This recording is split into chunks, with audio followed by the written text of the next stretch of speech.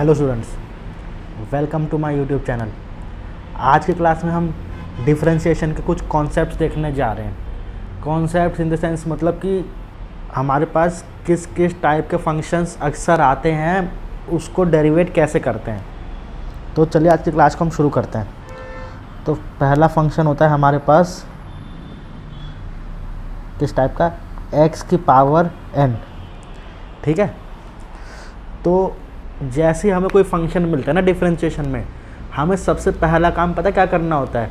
हमें एक चीज़ पता करनी होती है कि हमें इस फंक्शन को डेरिवेट किसके रिस्पेक्ट में करना है। ठीक है, अब देखिए जैसे ये वाला केस है, इसमें हमें पता नहीं है किसके रिस्पेक्ट में करना है, लेकिन हमें वेरिएबल का दिख रहा है x, तो हम इसको x के रिस्पेक्ट में ही डेरिवेट करते हैं।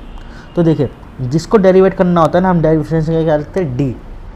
ठीक है, और जिसके रिस्पेक्ट में करना होता है उसको नीचे डेरिवेटिव ऑफ x। ठीक है, ये यहाँ पे खाली क्यों है बताऊंगा आगे क्लास में, जैसे जैसे हम आगे बढ़ते जाएंगे ना ये भी चीज़ भरेगी। ठीक है, जैसे यहाँ पे x है, यहाँ पे कोई और वेरिएबल आएगा, लेकिन वो बाद की बात है, जब आएगा तब हम देखेंगे। ठीक है, तो इसका डेरिवेटिव क्या होता है, हम जो पावर दिख रहे हैं ना आपको n, इसको सबसे पहले हम नीचे कर देते हैं और इसकी पावर में से ना एक कम। ठीक है, इसको ना एक एग्जाम्पल से समझते हैं। जैसे हमें दिया हुआ है कुछ x की पावर 10। ठीक है, हमें इसको डिफरेंशिएट करना है विद रिस्पेक्ट टू x। ठीक है, तो आपको इसको डेरिवेट करना है। क्या लिखोगे आप सबसे पहले d by D x, x के रिस्पेक्ट में ना, जो जिसके रिस्पेक्ट में डेरिवेट करते हो नीचे x की पावर 10। तो इसका डेरिवेटिव क्या जाएगा, सीधे यहाँ से मैच करा लो आप।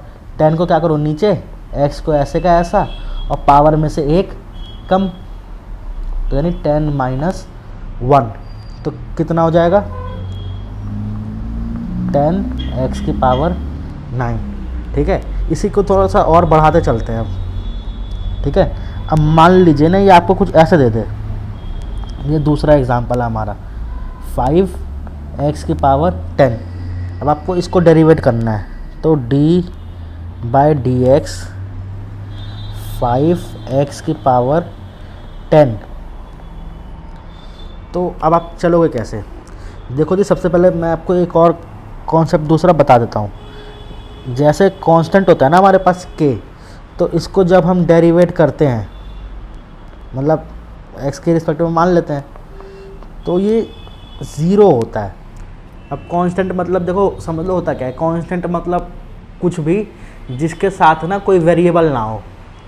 ठीक है, जैसे 5 कोई नंबर 5 4 3 2 1 -1 -2 -3 -4। ठीक है, ये सब कांस्टेंट होते हैं। अब मान लो आपको ना कुछ टाइप के वेरिएबल्स दे दे, जैसे मान लो a b c d। ठीक है, तो इस केस में क्या होता है ना, अपनी जजमेंट होती है। जैसे कि मान लो आपको कुछ दे दे ax bx। ठीक है, तो आप a और b को वेरिएबल भी मान सकते हो अगर आपको क्वेश्चन ने कहा है। ठीक है, वैसे तो क्वेश्चन बता देते हैं कि आप इसको वेरिएबल मानो, कांस्टेंट मानो, वो क्वेश्चन में स्पेसिफाइड होता है। ठीक है, अब देखो 5 तो कांस्टेंट है, इसका तो डेरिवेटिव 0 होता है, लेकिन आप ये देखो ना इसके साथ एक वेरिएबल लगा हुआ है। क्या है वो, x की पावर 10। तो कांस्टेंट तो है लेकिन साथ में वेरिएबल भी है, तो इसको जब डेरिवेट करो ना तो पहले तो कांस्टेंट को लिख दो, सीधे 0 मत कर देना, क्योंकि साथ में मल्टीप्लाई में क्या है, वेरिएबल है। तो वेरिएबल को आप डेरिवेट करो, क्या हो जाएगा 10x की पावर 9।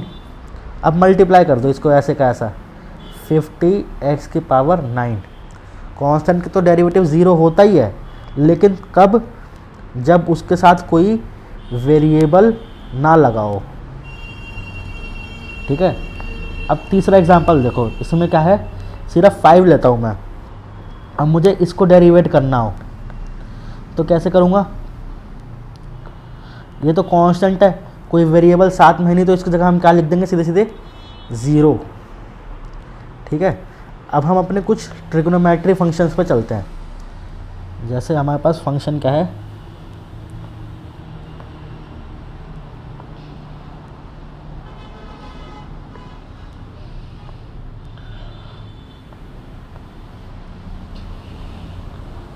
फंक्शन ले लेते हैं हम पहला साइन एक्स, ठीक है।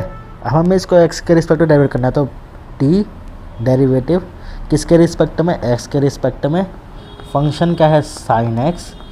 इसको जब हम डेरिवेट करते हैं तो हमारे पास हमको क्या मिलता है कॉस एक्स, ठीक है।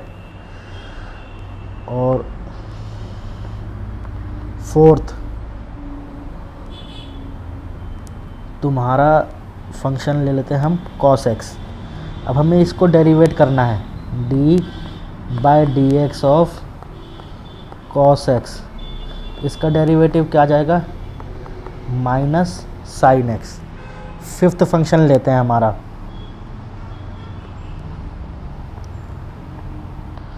Ten x.